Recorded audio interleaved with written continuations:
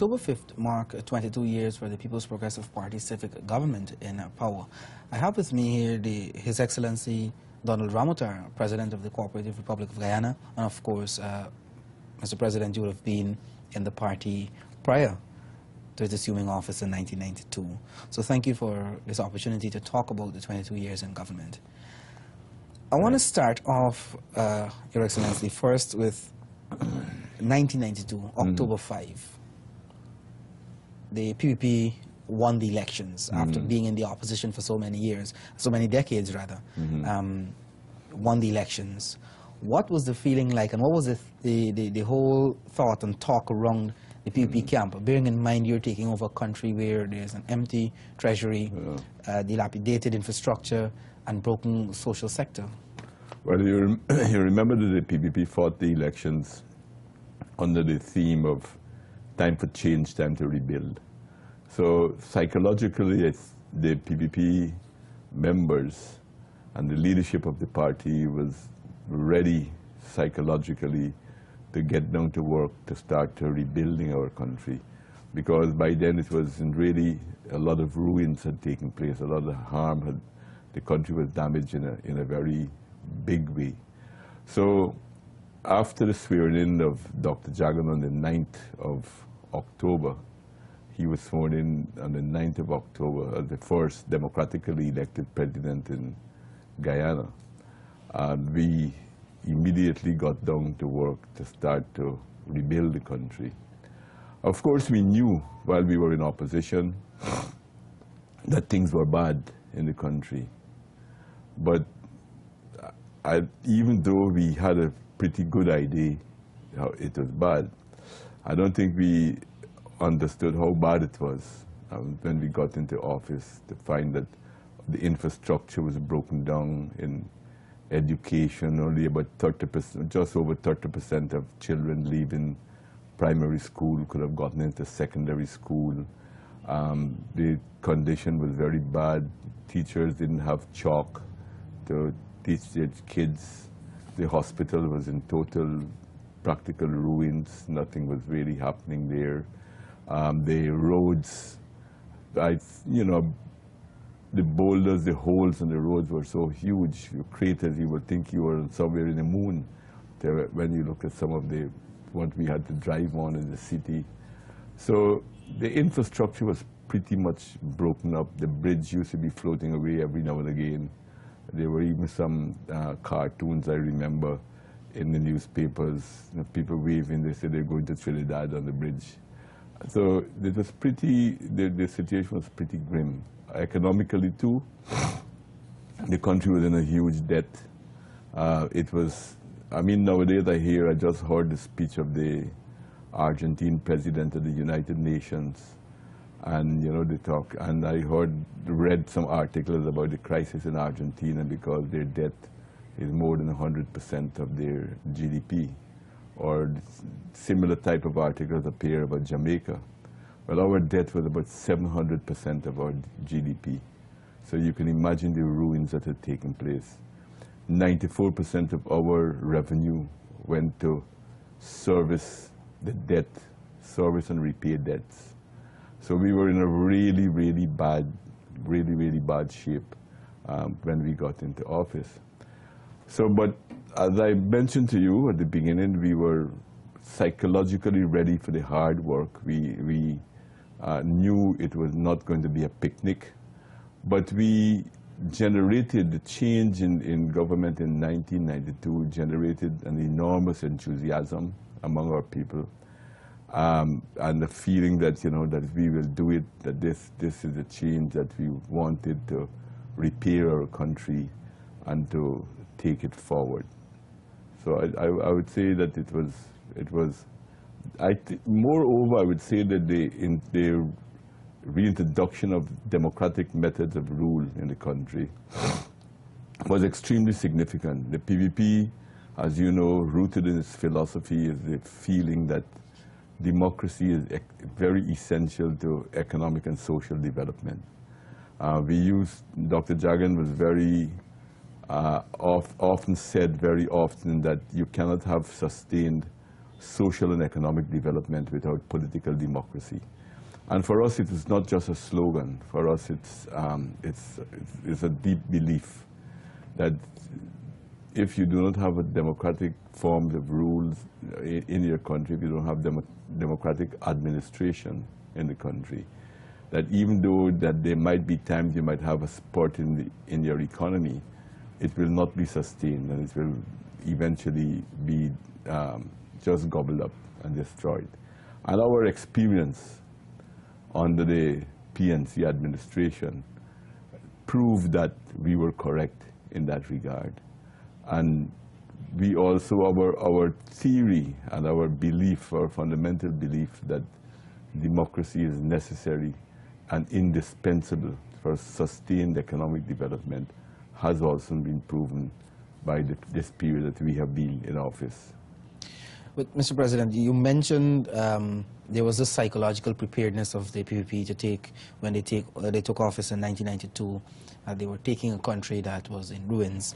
But I'm sure, like you rightly said, you weren't aware that there was such a huge debt.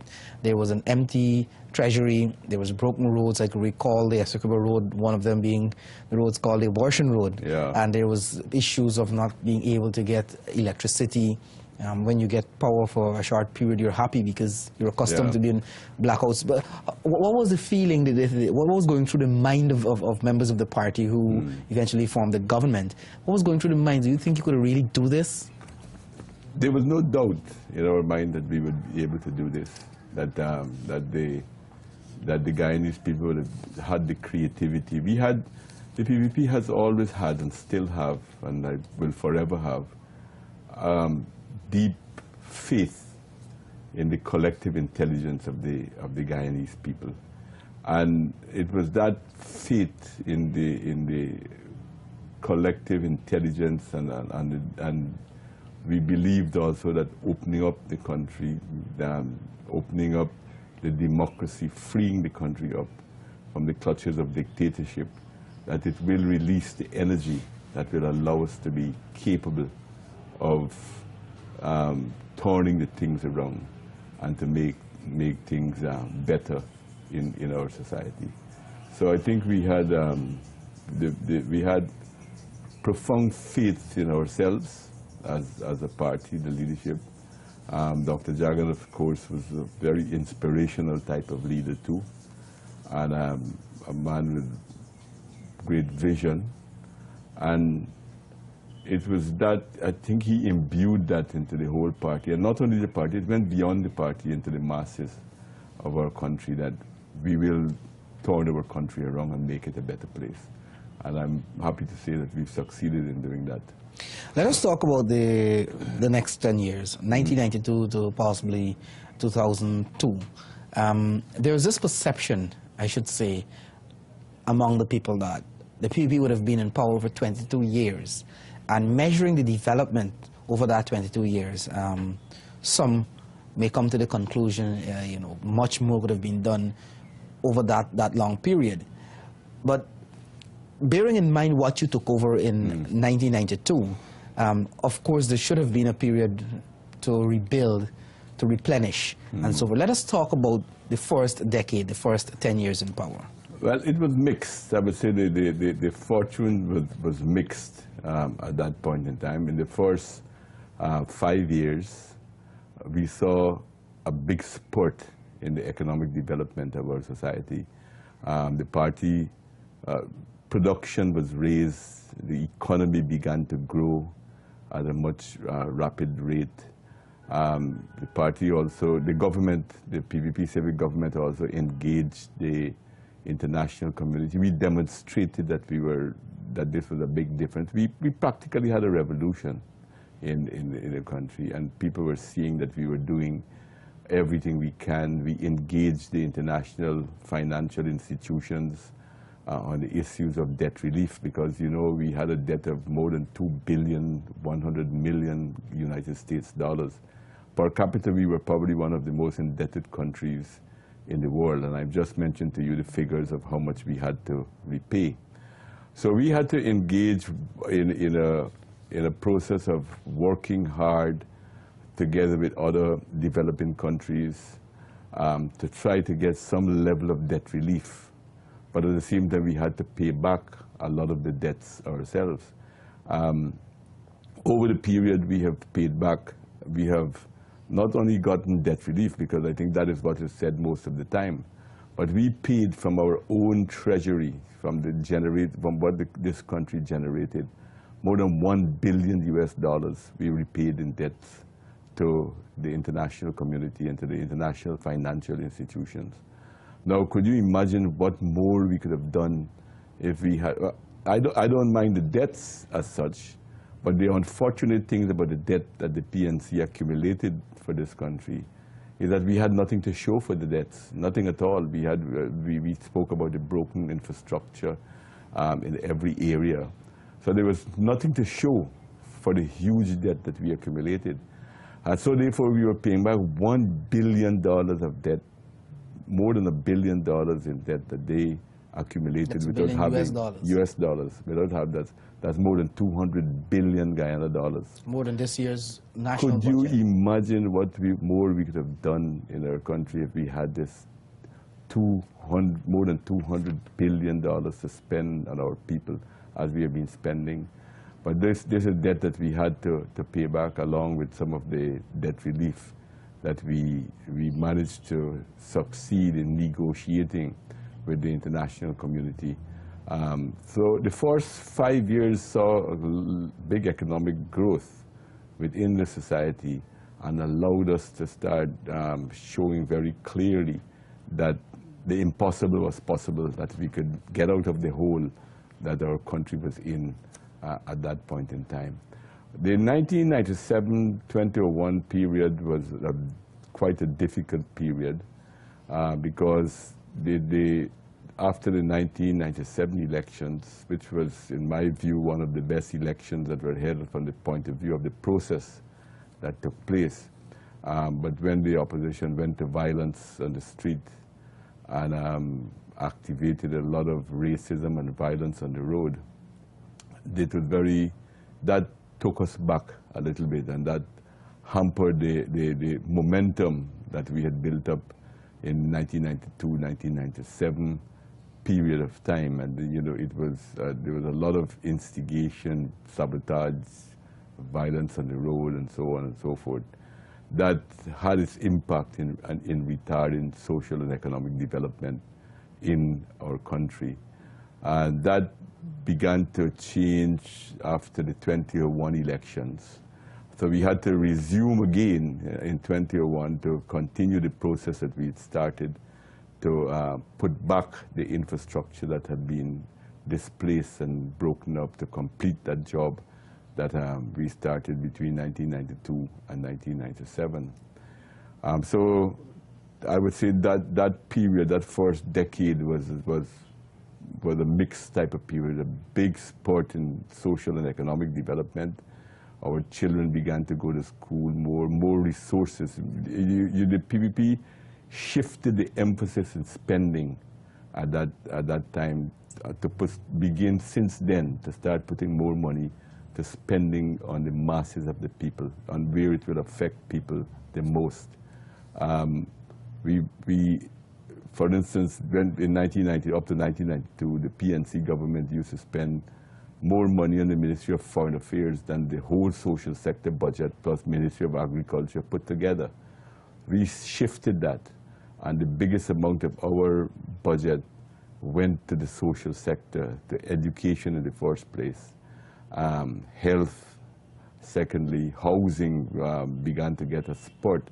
Actually, the last PNC government had closed down the Ministry of Housing. We re-established the Ministry of Housing and started to distribute house lots, use all kind of different methods, not one model, but many different models in order to tackle the housing issue. Because when we got into the office, house rents were extremely high for small apartments and, bottom houses, apartments, and so forth. So we started to put more emphasis on areas where we would have had a bigger impact on the masses. Housing, to get people to have better quality of housing, Instead of paying a rent, they were paying for their own homes. And to get the security of living in their own homes, which is tremendous. I think that is not emphasized enough, how important that is to this security of the person, to be able to have their own roof over their heads, where they are confident and no one can throw them out of this house. This is my own. And that, of course, helps people to feel extremely secure. We were spending a lot on education because we strongly believe, too, that another fundamental belief of the PPP is that the most important factor for development in any society, it's the human resource. And therefore, investing in education, we saw it as an investment in our future, and started to put a lot of money there. And now we're seeing the results of that more and more. As we have reached universal primary education. We are close to having universal secondary education. We have increased training for young people in different areas. We have established technical institute. The University of Guyana was almost at a collapse when we got in office. We had pushed a lot of investment there to bring it up back into a standard so that the quality will not be compromised. The quality of education there will not be compromised. So we invested heavily in education and heavily in our people because, as I mentioned, it's really an investment in the future. And in this age of the scientific and technological revolution, no economy can really expand at a rapid rate without a highly educated workforce. And this is where we put a lot of our emphasis. The same thing we can say about health. And I think a revolution took place in our health services. I remember during the 1992 elections on the campaign trail, I had a clipping that I had from one of the newspapers where they had a child had her hand eaten, a 5-year-old child eaten off above the elbow at the Georgetown Public Hospital. And I was all over the country reading that to show how things had deteriorated in our country. And today at our hospital, we are doing some bypass surgery. We have a cancer ward. We have a burns ward. And we have problems, no doubt we still have problems, but what took place in health, we had huge infestation of malaria. It was even encroaching on the coastline. It had reached as far as my own village in Kariakari and the Essequibo River, where people were getting malaria there. So it was not very far from the coast as yet. We reversed that, we turned it back. So HIV/AIDS, our life expectancy was extremely low, and a lot of it was attributed to the widespread HIV/AIDS that was killing a lot of people. All of that we managed to stop in its track, working together with the international community in that case, in that regard, to reverse HIV/AIDS in our society and to really lift back the quality. Our health services has allowed us now to lift back the life expectancy of our people, touching almost 70 years now, where we took it from the 50s when we got into office. So I would say that it was a revolution that we created within the health services, within the educational sector, housing sector for sure, and the infrastructure. We managed to put back the Georgetown. I remember the street that I grew up in Georgetown, Princess Street, Norton Street. These are areas of the boy that I used to be playing when I went to school in Georgetown, running through those areas. Those roads, those streets were in horrible conditions, and they were repaved, and the city itself began to look far better with putting back those infrastructure in place. So, Mr. President, in essence, the first 10 years, I know you keep emphasizing on how much you would have achieved during that 10 years. But I think one of the biggest challenges, and if you listen to those who make a proper analysis, a thorough analysis of maybe the first 10 years in government, most of the resources, the financial resources in particular that was generated, had to go towards servicing debt and fix those broken infrastructure and so forth. So that brings me to talking about the next 10 years when things would have gotten a bit better from the 2002 to the next 12 years to present. Yeah, well, you will see that that as the economy became stronger, as we reduced the debt, it was 94% of our revenue that we were paying to debts when we got into the government, 1992, 1993. We reduced that to, it was almost 700% of our GDP, the debt. It's now about 60%, we brought it down. And the repayment, when we used to pay 94% of our revenue to repay the debt, we're now paying about 4%.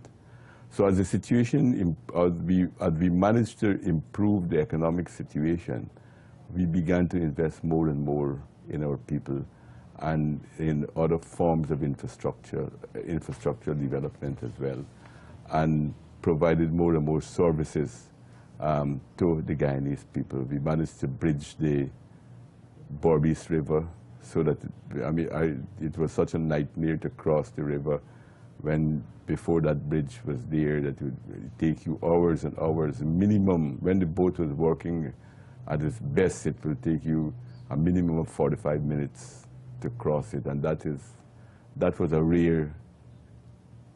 very, very good, but it happened rarely that it took you only 45 minutes to get from one bank of the river to the next. Now it takes you less than 3 minutes to drive over that bridge. It's time that it saves, the increased traffic that it has encouraged, the economic support it has given to both sides of the river.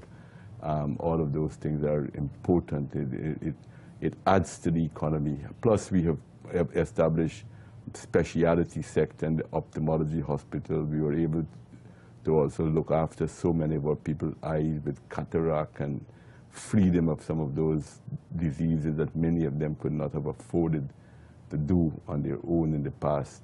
Hundreds of people we managed to look after, both by sending them abroad or by doing the operations right here in Guyana. So that was fantastic. The housing situation became even more accelerated. It started back in 1993, but it became accelerated. Every session of the PPP government, it became more accelerated and moved to having different forms of housing. Now young people in their 20s are owning their own homes. I myself did not own my own home until I was 48 years old. And now people in their mid-20s, early 30s, having the opportunity of having, and I feel so proud that I have been part of that whole process in government at the time when those things took place. So, and in the hospital too, now we're moving towards trying to establish new infrastructure as we go look into the future to continue this great momentum that we've had. We established so many things now. We have a new stadium where we can have international events. We have a new swimming pool area. We can have competition. We've now established a new track and field. We have convention centers. We're going to now have new hotels and so forth. All of these things has helped. The additional kind of infrastructure has been tremendous that we have accumulated to push our country forward. When you look around Georgetown in particular, you're seeing a whole different architecture, a whole different landscape, maybe from about 15 years ago, in terms of the number of businesses that are opening up, the number of huge buildings. You spoke about investment with the synthetic track, investment in the ophthalmology center, the housing sector. But if you were to select the most transformational over the last decade or so in terms of projects, which one will you? It will be difficult. It will be difficult to really. I think each one had its own. I mean, you were speaking about at the beginning, because I suspect you from Essequibo, you were speaking about the Essequibo Coast Road. I myself had a lot of memory of that road, how horrible it was. Now, it used to take hours to land with the steamer at Adventure to get to Anna Regina or to get to Hampton Court, where I used to go to Comrade Bashir's house or Minister Ali Bakshi's house when doing work in the Essequibo Coast. Really hours. You were arriving at those people's homes 2 and 3 o'clock in the morning after arriving at Adventure about 11 o'clock in the night and so forth. Now, you know, you could go from Supernam to Charity and back in the time that you used to be doing that. So that has changed the lives. That has transformed Essequibo in a major way. The bridge across the Berbice River has also transformed Berbice, and the projects in Georgetown itself in Region 4 has really helped to lift the whole image of our country. So you are putting me on a spot there to ask me. But I think fundamentally, though, if you ask me, to me, the most important thing is not necessarily those physical infrastructure that you could see and hold and touch and knock, but it's the freedom that the atmosphere of freedom that we created, where people can speak their minds, where they don't have to look over their shoulders to express themselves. We have the freedom of the press. We have freedom of expression. Our judiciary is independent. The PPP, the party flag doesn't fly over the courts or the Court of Appeal any longer. There's no paramountcy of the party. And that has, without doubt, I believe that is probably most responsible for the tremendous transformation that we have, the reintroduction of democracy in our society, and the establishment of and the continuous improvement that we have improved our democratic forms of government to be inclusive and to carry everyone into a higher level of development in our country. I want us to focus, Mr. President, on now, because what we've examined since we started this interview is a gradual transformation of Guyana to a stage where, based on what you're seeing in terms of what is happening in the private sector, there is confidence, more investment coming in, people are more comfortable in establishing their businesses local, as well as foreign investors coming in and so forth. But we are in a very peculiar position politically at this moment. We have a no confidence motion pending. We have the opposition having a majority in the National Assembly, and we've seen the budget cuts since 2012. What is your take as it relates to our current political situation and the possible impact that could have on our economic gains over the years? Well, first of all, I would say that the very fact that this was not the worst thing in the world that could have happened. Unfortunately, it was used in a very, very bad way. It wasn't used, I mean, if you look at the opposition, they have never used the joint opposition, they have never used their one-seat majority to say, PPP, you're not doing enough, you're not building enough houses, you're not building enough roads. They're cutting our budget. The emphasis from them is obstruction, not to use their one-seat majority to try to push us to do more, but try to obstruct what we're trying to do. We want to build a specialty hospital to give people services that they cannot afford now, to make services available to them that they cannot afford now.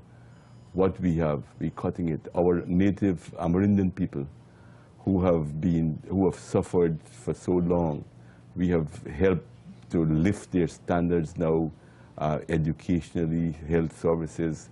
Now we're going to look at the village economy, the developmental projects. They've cut those projects. The infrastructural projects like the airstrips being cut to try to retard their development. So we don't have an opposition that is trying to push us to do more as far as development is concerned. what we have is an opposition that is trying their best to hold back the progress of the country. That is the sad reality of the one-seat majority. Look at the question of the anti-money laundering bill. Everyone knows that if our country is blacklisted, it will have a big impact on our financial sector in our country, and not only in Guyana, but it could have an impact in the Caribbean. That is why the Caribbean people are all bankers association are speaking about it, and yet they are refusing to pass it for very, very selfish reasons. So there's no. For instance, when we were in the opposition, we were pointing out mistakes. We were making proposals to show where you could do better. And so we don't have that kind of opposition at all. We have an opposition that seems to be seeking to see, to do as much harm and how much they can hold back the development of our country. And the fact that you have this conscious position over the last 3 years of the opposition, even more, but now they have the one-seat majority, they could do it more, that they cut the Amila Falls hydropower. Going forward, we know our country needs new infrastructure now to go into the future, to take us to higher levels. Instead of encouraging us and be very happy that we'll be able to provide cheap energy for our people, that the country will be able to save a huge amount of money in importation of fuel, that we will save on the subsidy that we are spending on electricity, that there's much more we could do with these types of, that people will save more money from their electricity bill. Here we have them cutting, holding back, stopping, doing their best to stop these developmental projects from taking place. But the fact that we continue to grow, despite of mindset and every effort of the opposition to retard the development of our society, speaks to the importance and the strength of the democratic system that we have established in Guyana. And with all the negative comments in the press and in the media about this, the fact they are free to make these comments is to be noted. But it also tells us that our democracy has taken root in our society, and it's helping, it has facilitated and opened up the development. In a very difficult circumstance, our country continues to move forward. Let us look ahead, Mr. President. I know you're very vocal on the issue of cheap and affordable energy. You've been talking about this all along. You're very passionate about getting hydroelectricity going, or all forms of renewable energy that will be cheap. You've spoken about transforming the health sector. You spoke extensively about especially hospital and so forth. If we were to look ahead, maybe the next decade or two, another 22 years in government, what are some of the plans, the projects that you're looking at? Well, first of all, I think in that period of time with a PPP government in place, we will make our country into a developed society. We have already moved it from being a heavily indebted poor country when we got into office in 1992 to now being described as a middle-income developing country. Given time, I think we can take our country to be a very developed society. Why I'm saying that? Because I mentioned to you earlier the investment we're putting in our human capital in the first instance. Look at our program. It started before me, but the one laptop per family, that we ensuring that all our people, all our young people, every family, not only young people, but the family will have the ability to use one of the most modern tools to be able to manage these tools, and to be able to be competitive, that we will be more competitive in the international economy than before, because our people are becoming more educated and more capable of taking on more and more difficult tasks for them to do. Our young people, the information technology, all the infrastructure that we're putting into place to modernize our society. So I think young people will be able, we see how they are able to grasp the new technology in a very quick way. And we have a lot of very qualified young people in this area at this point in time. And this is the new technology. This is a new tool that is being used around the world, and I think we are being very, very equipped to be most competitive with any country in the world with that, as far as that is concerned.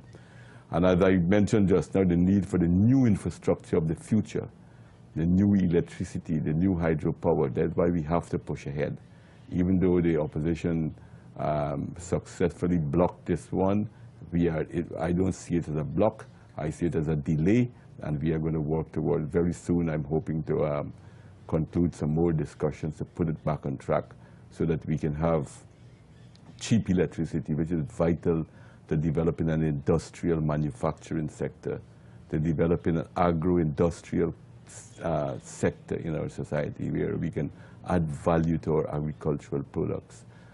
We can look at other forms of low-carbon development technology so that we can solar energy, the wind energy, tidal energy, all of these things we have to look at to use to develop our society. The energy is key, and that by itself is a huge industry, but it is also the foundations for a bigger manufacturing processing sector within the society. Agriculture has a huge, you see the growth of rice and the positive signs we are seeing in sugar.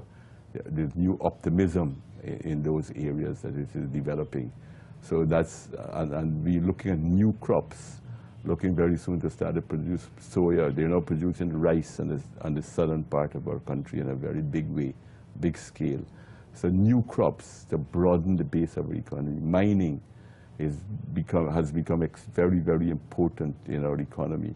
And therefore, it's another area that we have to look to add value, that we can develop with cheap energy, develop a jewelry sector to we manufacture jewels. Instead of exporting gold, we export jewel within the society. All of these are things that we can do. And of course, we have a fantastic tourism product. I can vouch for that because I've seen a lot of our country. And as I've said publicly before, I've been fortunate not only to see a lot of Guyana, but I've been fortunate to have been able to travel abroad. I'm not the most traveled person, but I think I've seen a lot of places in the world.